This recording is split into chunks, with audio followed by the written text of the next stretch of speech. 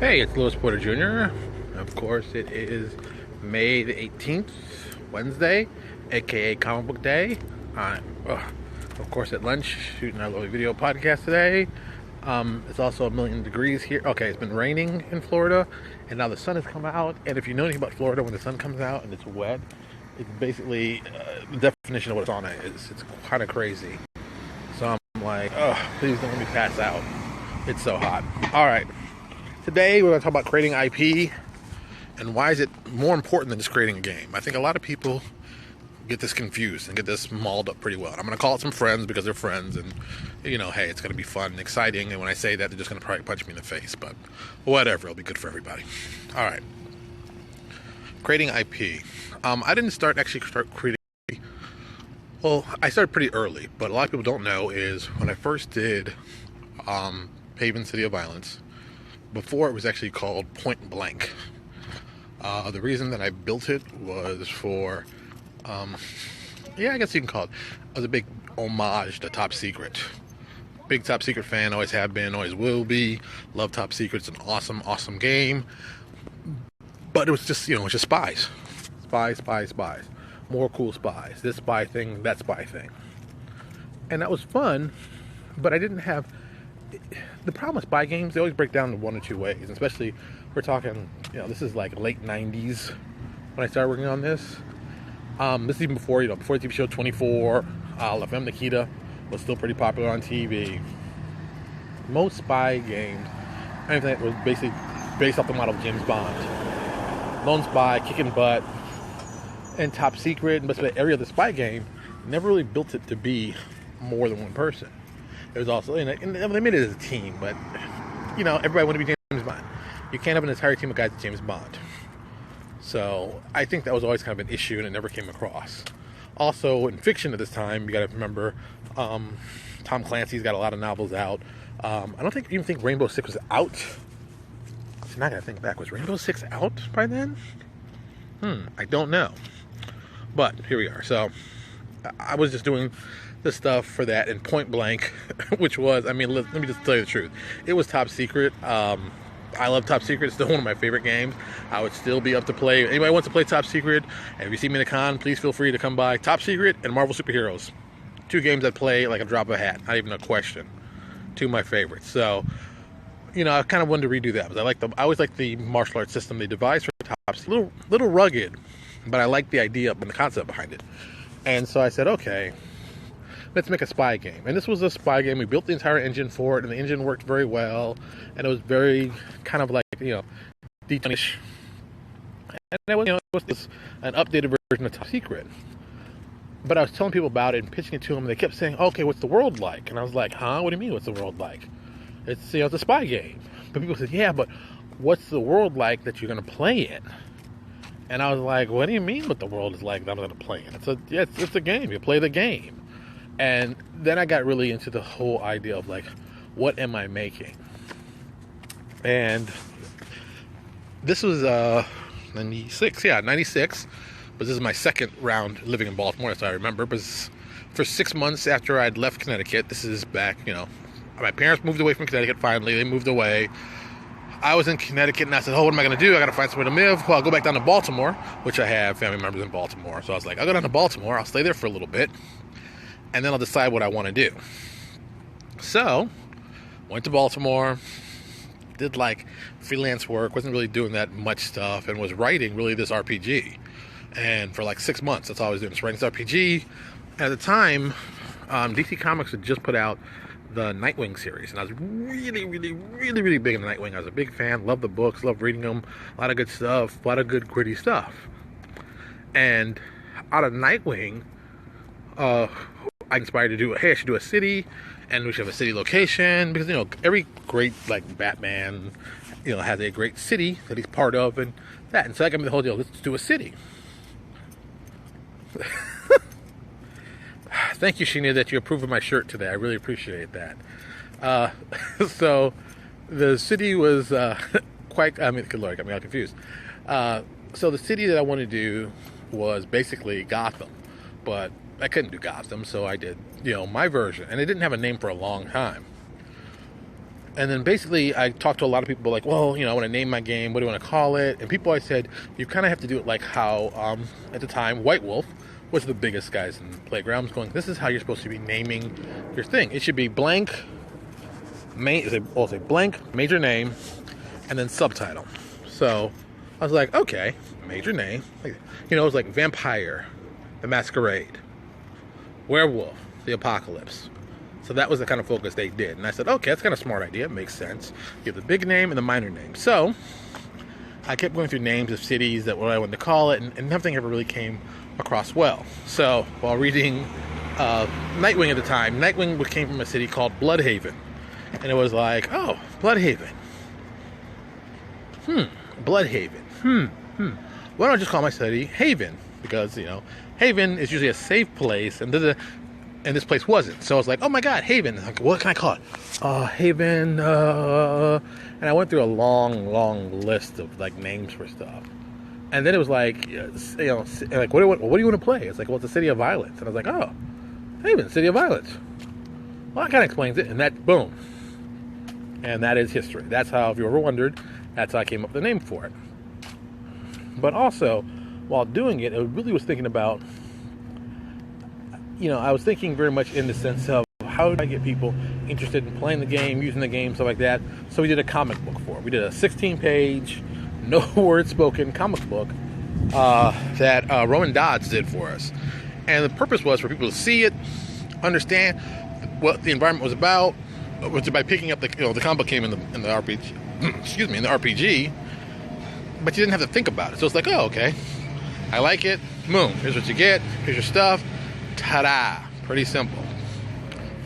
So this is all done. We started doing this. We started adding more cool stuff, and it just became this kind of IP. My connection's my connection's kind of weak here. I'm on the back side of the building, and the clouds are not helping. So yeah.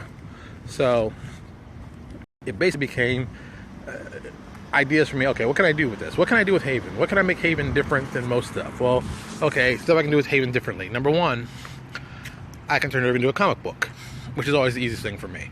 Comic books are very, very easy. They're very art intensive. People like them, so it's like, hey, let's go with that. Jump ahead. Well, maybe we'll do a board game on it. Okay, board game. Yeah, it's still kind of crime, but you can still do cool board games. And then breaking up there. We should do music. We did I think we did, 2 songs? Or 3 songs? 2 or 3 songs that we did were based off of the setting. I know we released a couple of them, and some, if you scour the internet, you may be able to find them. I don't even know if they're even available anymore. They're on like old websites that I had, but I don't even know if we can do it anymore. It's kind of crazy. But it's a lot of fun. How you doing? How you doing, sir? Which building is the tax collector? Right here, just around the other side. All right. Yeah, just come back around, make a right here, make another right. It's right there in the middle. Thank you. No problem. Every day I get asked that question. I think it's funny. Where's the tax? Every day it's the same question. So, so we were doing all kinds of crazy stuff and trying different things, and that's when it really kind of hit me. We're not making games. You're making intellectual properties. I mean, Marvel Comics, let's just call it like it is. Marvel Comics did a long time ago, figured it out. Yeah, we make comic books. But we also make book bags. We also make coloring books. We also make clothing. And once again, the importance of Spider-Man isn't that Spider-Man's a hero. Don't get me wrong, love Spider-Man. But it's really the ability for Spider-Man to sell. It makes it more important. Let's talk about some companies in the industry that do that very well. Games Workshop.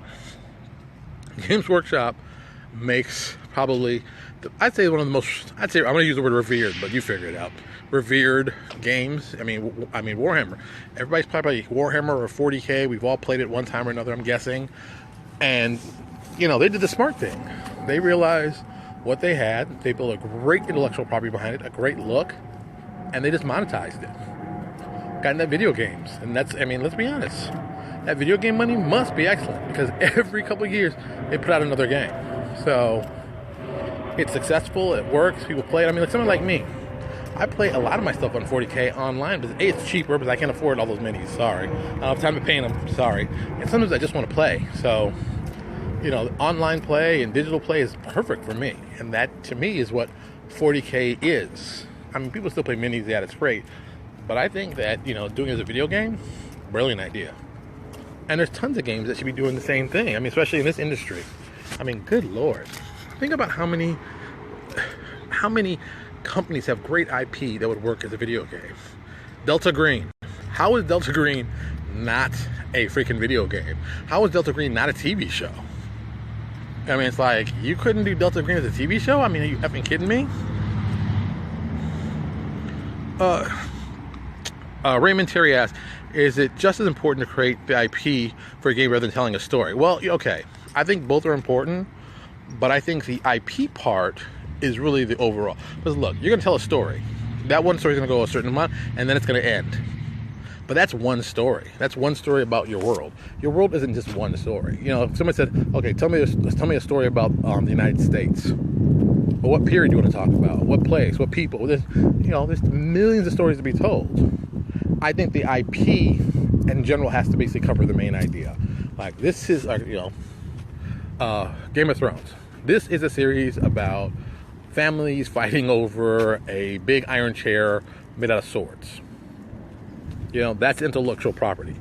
The story you're telling is, let me tell you how these families work. Let me tell you how dysfunctional they are. Let me tell you the issues they run into. Let me tell you all kinds of fun and crazy stuff.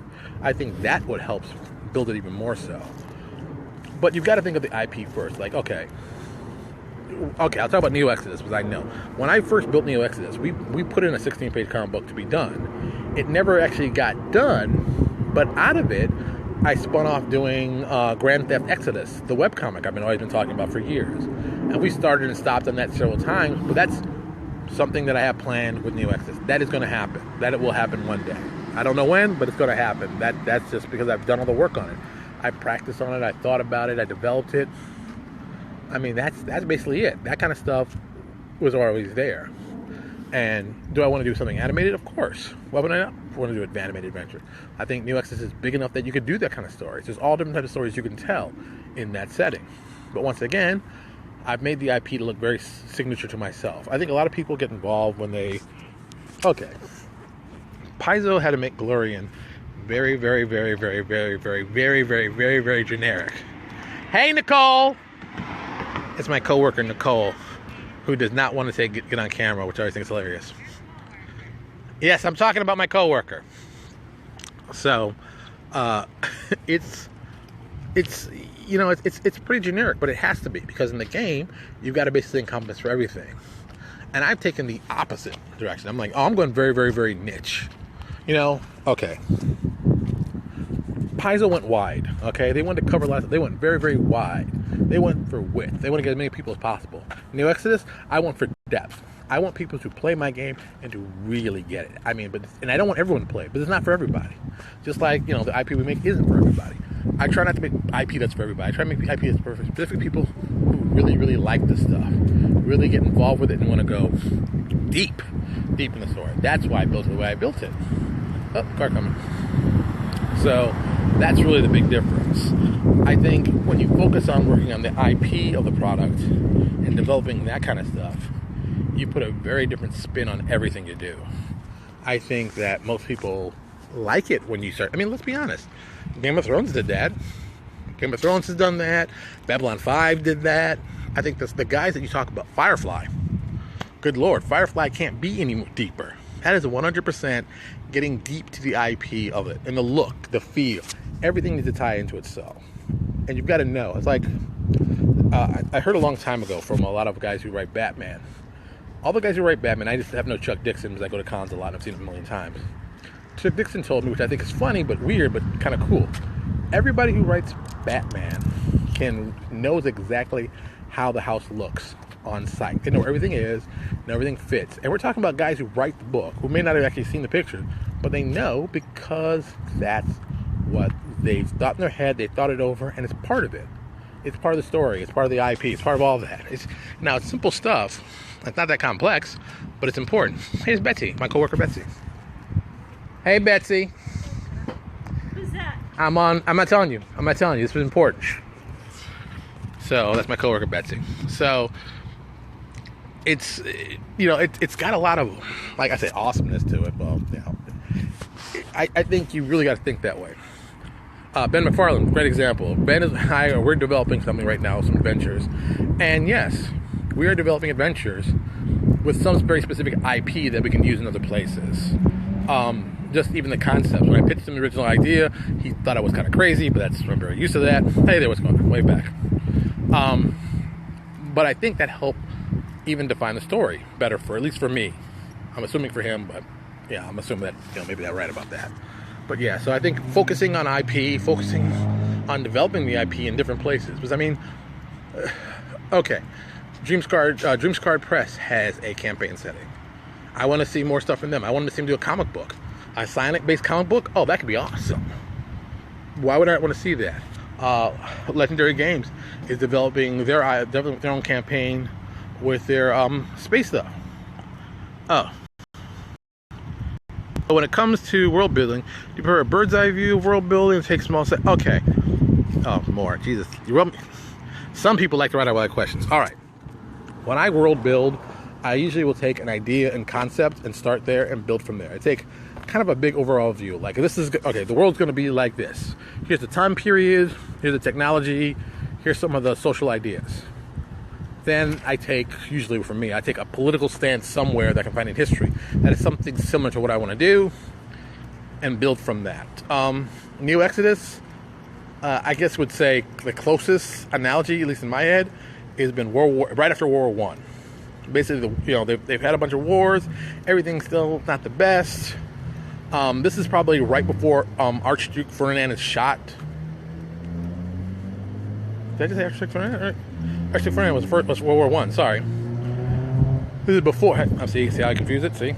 Archduke Ferdinand, that feeling is kind of what I wanted to portray in New Exodus. So it's like, it's always on the cusp of people shooting and all that, basically the war breaking out. So that's what I pulled in. And then I just, for lack of a better term, changed the names, changed the ideas, and just shaped it up. Like when we built the Dominion, I knew I needed a country that was all about magic. That's why I built the Dominion. I needed a country that was all about technology. That's why I built the Protectorate. I put them right next to each other because it makes a lot of sense. You've got one country to develop with magic, one country to develop with technology. What kind of friction is that going to cause? I mean, these guys are diametrically opposed on concepts of how they do things. That's going to cause some great stories. That's going to create some great fiction. Friction, I said fiction, but also fiction too. So some great friction in the story. So that's why I look at it. I like the world build from real things. So I think it's easier because people just do imaginary things like, oh, I'll make this and make this, and then things don't make sense on a purely political level or an environmental level. You can't have guys, this is why dwarves and elves kind of never make sense to me. You get guys like, oh, we're in the forest. Oh, we're in the mountains. Okay. You can have forests on top of mountains and have a very different feel. So, I mean, I'd assume that elves and dwarves would probably get along, but oh no, they don't get along. But dwarves are like, it doesn't make sense. They both live long. They both live much longer than human beings. So, and their politics, I think, would be extremely similar because they can see long-term effects. They're, kind of slow-moving, directly connected to the environment, that kind of thing. But you don't get that. You get this weird mishmash. It doesn't make sense to me politically. Once again, you're talking to the guys poli-sci major. But they're part of our mythology, so it's just so set in that people just accept that's what it is and that's what's going to be. So when world building, I say take from a realistic source and then build off of that. Because that to me is a smarter build. I mean, let's be honest. You're not retelling stories. You're not going to come up with anything amazingly new. It's true. Yeah, Ben's very right. Because when you look at the bird's eye view, the worm-eye view stories become much easier to find, which is true, yeah. Because the overall, if you get very specific, you can become too specific. It's like, you don't want to get to a point where you boxed yourself in. Okay, this is something that I used to love. But, okay, Marvel Comics, back in the olden days, when dinosaurs ruled the world, Wolverine was one of their top-selling characters. Now, this is before Wolverine became popular everywhere. I mean, this is where Wolverine was still in one book, X-Men. He was a renegade guy, and they didn't tell his origin. And it was great because he never told Wolverine's origin. You didn't have to. You know, it's not necessary. You don't tell this guy's origin. Keep him as a mystery. You can keep doing cool stuff. The second you define someone's origin story or whatever, you kind of block them in. You negate choices from them.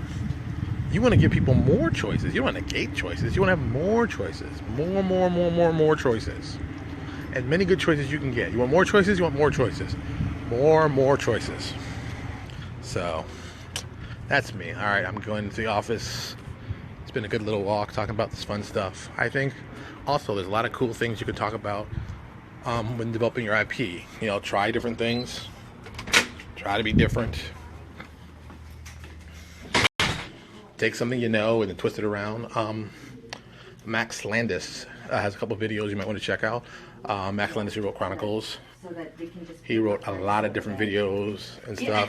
Hey, it's Marjorie. Say hi, Marjorie. See, another coworker of mine. When there's Nicole running out, I see you, Nicole. Oh. So, like, play the game. Like, what he does is, like, talk about it from the other person's perspective. Like, he did a great story about... Alright, so I'm going to reconnect with my wireless. Ooh, my battery's low and everything. What is going on here? Alright, this is a week connection. I hope you get the phone. Alright, go.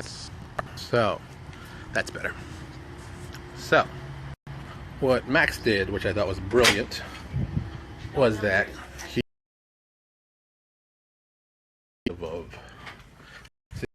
of my coworkers are in there. Put it good. From the perspective of Vader being a good guy. You know, like, let's imagine it that Ben Kenobi stole these kids away, turned his own son against them, turned him into a religious zealot, and boom, there's your story. Now it's, you know, it's from Darth Vader's perspective. It's awesome. You know, it can make a pretty cool movie. If you find it out there, yeah, I know, Ben, I'm breaking up a lot, I know. I'm hoping it's a little bit better. If not, we'll talk about this on another podcast. The problems of technology. So, check out Max Landis. He's the guy who also wrote Chronicles. He's a lot of videos you might want to check out from a writer perspective to get cool ideas. How you can take things you already know and twist them in a way that, you know, they're not recognizable, but still they're fun to play and see. All right, let me get out of here. I gotta go back to work. Ooh, it's 1 o'clock already. It's already hot outside. No, it's hot outside, and that's kind of cool in here. Ah! Got Nicole again. No. All right, everybody. Talk to you later.